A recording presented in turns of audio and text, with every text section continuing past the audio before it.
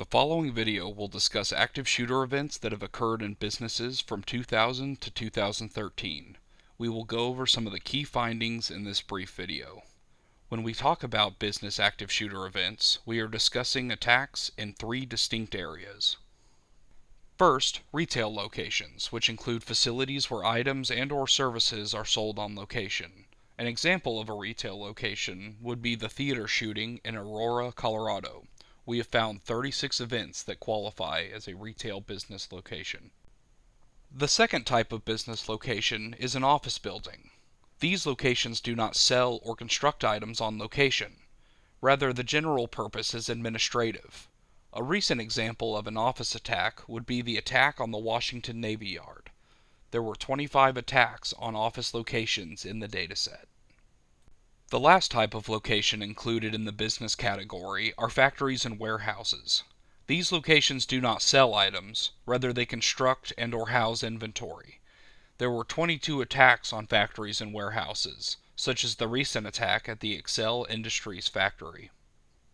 Including all three location types, there were a total of 83 attacks on business locations from 2000 to 2013.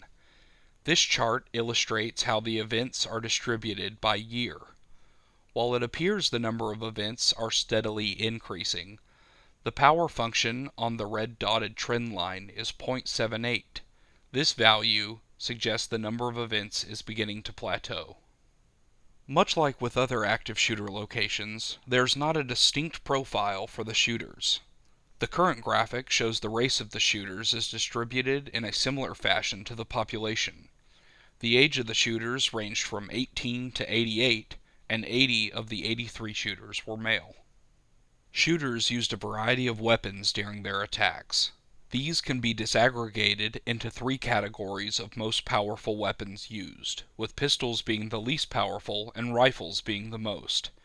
As seen in the graphic, pistols were the most powerful weapon used in a majority of the attacks. Sometimes, shooters had multiple weapons. Specifically, 29 of the 83 shooters were armed with more than one weapon. For example, if a shooter had 2 pistols during the attack, this would be categorized with the most powerful weapon being a pistol. However, if the shooter had a pistol and rifle, it would be categorized with the most powerful weapon being a rifle. There were 488 total victims shot during business active shooter events. The current graphic illustrates the breakdown of victim counts by location type.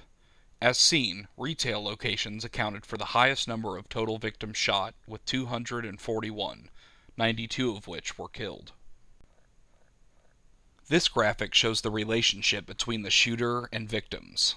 The results aren't too surprising, as retail locations are open to the public, while factories and warehouses are generally closed to the public, or at least have restricted access. Therefore, factories and warehouses resulted in fewer cases where the shooter did not know the victims. This figure shows how the events ended. The left side of the figure shows events that concluded before law enforcement arrived on scene. As seen here, the majority of shooters stopped themselves by committing suicide before police arrived, although there were 6 cases where civilians interdicted and stopped the shooter before police arrival. The right side of the figure shows event resolution where the event stopped after law enforcement arrived on scene. In the majority of these events, the law enforcement officer stopped the shooter by physically subduing or shooting him. About 1/3 of the time, the shooter stopped by himself by committing suicide or surrendering. This video was a brief description of active shooter events in the workplace. For more information, please see the research section of the ALERT website at alert.org. There, you will find a detailed summary of these events as well as a full research article. You'll also find other videos detailing the research results from multiple studies conducted at ALERT.